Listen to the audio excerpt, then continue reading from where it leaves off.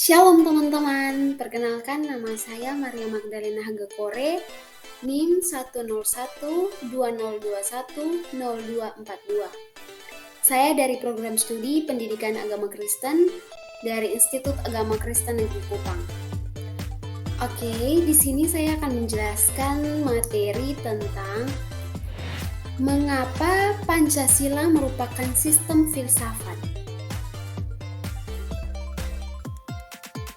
Menelusuri konsep dan urgensi Pancasila sebagai sistem filsafat. 1. Konsep Pancasila sebagai sistem filsafat. A. Apa yang dimaksudkan dengan sistem filsafat? Beberapa pengertian filsafat berdasarkan watak dan fungsinya sebagaimana yang dikemukakan Titus, Smith, dan Nolan sebagai berikut. 1.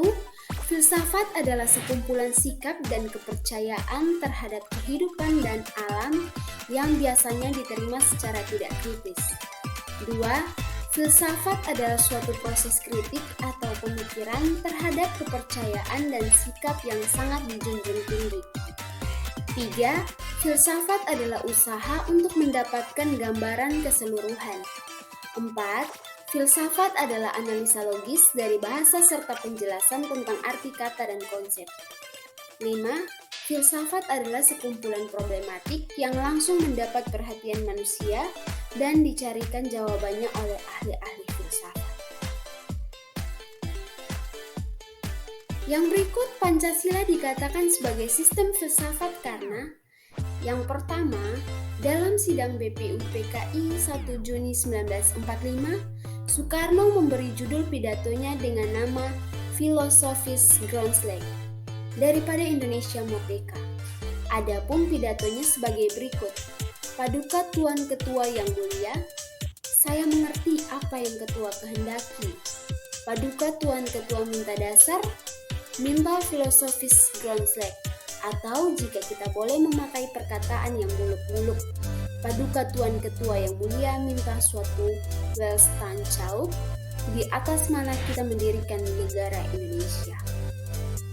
Yang kedua, Pancasila sebagai Weltanschauung artinya nilai-nilai Pancasila itu merupakan sesuatu yang telah ada dan berkembang di dalam masyarakat Indonesia yang kemudian disepakati sebagai dasar filsafat negara. Weltanschauung merupakan sebuah pandangan dunia. Yang berikut yang kita lihat di sini yaitu urgensi Pancasila sebagai sistem filsafat. Urgensi Pancasila sebagai sistem filsafat atau yang dinamakan filsafat Pancasila artinya refleksi filosofis mengenai Pancasila sebagai dasar negara. Sastra Prateja menjelaskan makna filsafat Pancasila sebagai berikut. Pengolahan filosofis Pancasila sebagai dasar negara ditujukan pada beberapa aspek.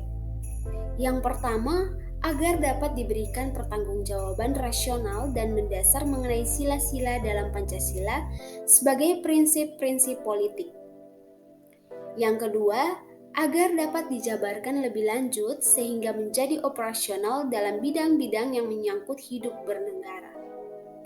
Yang ketiga, agar dapat membuka dialog dengan berbagai perspektif baru dalam kehidupan berbangsa bernegara. Keempat, agar dapat menjadi kerangka evaluasi terhadap segala kegiatan yang bersangkut paut dengan kehidupan bernegara, berbangsa, dan bermasyarakat, serta memberikan perspektif pemecahan terhadap permasalahan nasional. Pertanggungjawaban rasional, penjabaran operasional, ruang dialog, dan kerangka evaluasi merupakan beberapa aspek yang diperlukan bagi pengolahan filosofis Pancasila, meskipun masih ada beberapa aspek lagi yang masih dapat dipertimbangkan. Bagian B menanya alasan diperlukannya kajian Pancasila sebagai sistem filsafat. 1. Filsafat Pancasila sebagai genetivus objektivus dan genetivus subjektivus.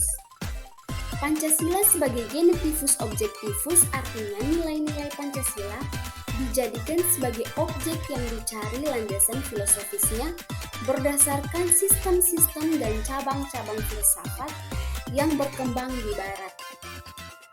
Pancasila sebagai genetivus subjektivus artinya nilai-nilai Pancasila dipergunakan untuk mengkritisi berbagai aliran filsafat yang berkembang, baik untuk menemukan hal-hal yang sesuai dengan nilai-nilai Pancasila maupun untuk melihat nilai-nilai yang tidak sesuai dengan nilai-nilai Pancasila.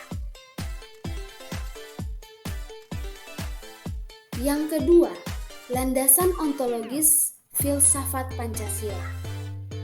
Ontologi menurut Aristoteles merupakan cabang filsafat yang membahas tentang hakikat segala yang ada secara umum sehingga dapat dibedakan dengan disiplin ilmu-ilmu yang membahas sesuatu secara khusus. Ontologi membahas tentang hakikat yang paling dalam dari suatu yang ada, yaitu unsur yang paling umum dan bersifat abstrak, disebut juga dengan istilah substansi. Inti persoalan ontologi adalah menganalisis tentang substansi. Yang ketiga, landasan epistemologis filsafat Pancasila.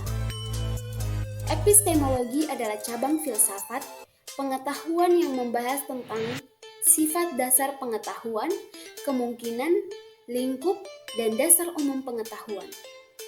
Epistemologi terkait dengan pengetahuan yang bersifat sui generis, berhubungan dengan sesuatu yang paling sederhana dan paling mendasar. Yang keempat, landasan aksiologis Pancasila. Landasan aksiologis Pancasila artinya nilai atau kualitas yang terkandung dalam sila-sila Pancasila. Sila pertama mengandung kualitas monoteis, spiritual, kekudusan, dan sakral. Sila kemanusiaan mengandung nilai martabat, harga diri, kebebasan, dan tanggung jawab. Sila persatuan mengandung nilai solidaritas dan kesetiakawanan. Sila keempat mengandung nilai demokrasi, musyawarah, mufakat, dan berjiwa besar. Sila keadilan mengandung nilai kepedulian dan gotong royong.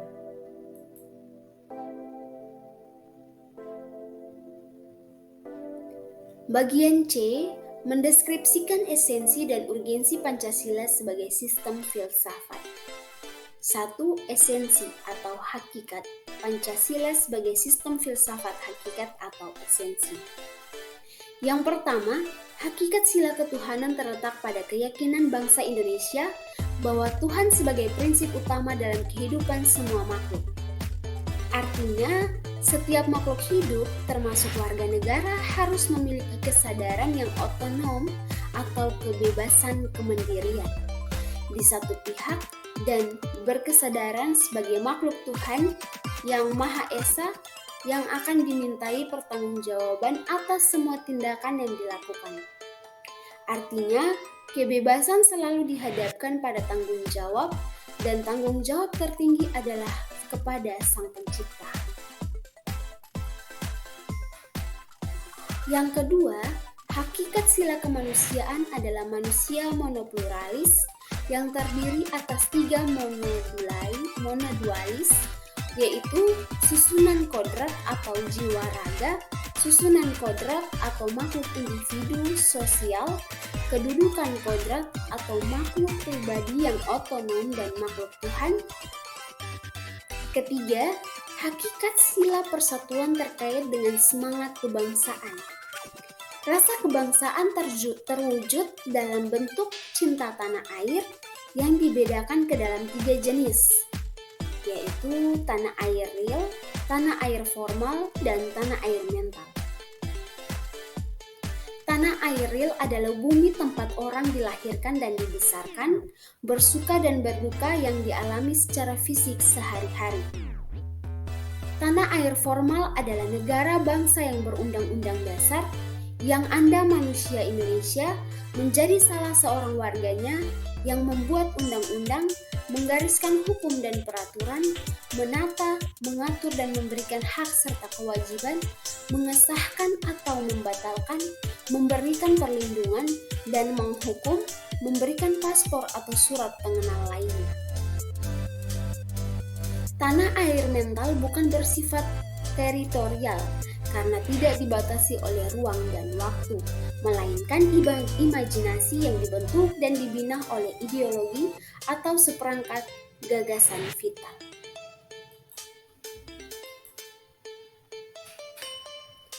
Yang keempat, hakikat sila kerakyatan terletak pada prinsip musyawarah.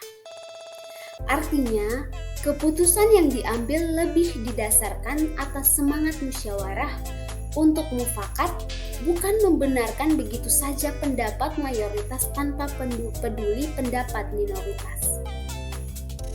Yang kelima, hakikat sila keadilan terwujud dalam 3 aspek, yaitu keadilan distributif, legal, dan komutatif.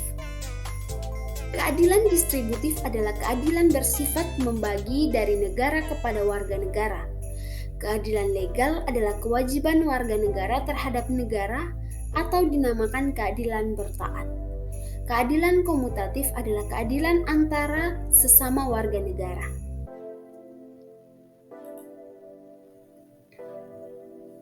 Yang kedua, urgensi Pancasila sebagai sistem filsafat.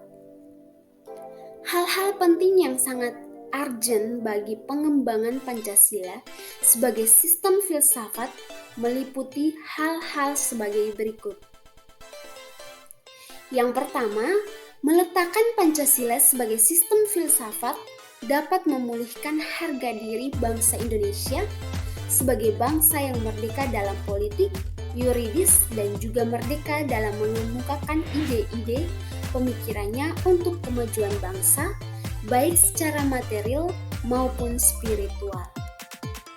Kedua, Pancasila sebagai sistem filsafat membangun alam pemikiran yang berakar dari nilai-nilai budaya bangsa Indonesia sendiri, sehingga mampu dalam menghadapi berbagai ideologi dunia. Yang ketiga, Pancasila sebagai sistem filsafat dapat menjadi dasar pijakan untuk menghadapi tantangan globalisasi yang dapat melunturkan semangat kebangsaan dan melemahkan sendi-sendi perekonomian yang berorientasi pada kesejahteraan rakyat banyak. Yang keempat, Pancasila sebagai sistem filsafat dapat menjadi way of life, sekaligus menjadi way of thinking.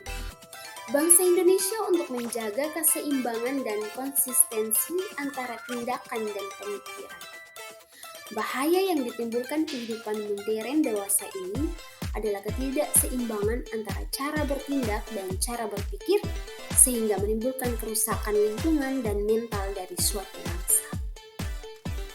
Oke teman-teman, sekian pemaparan materi dari saya. Saya harap materi yang saya paparkan hari ini boleh bermanfaat bagi teman-teman semua. Terima kasih.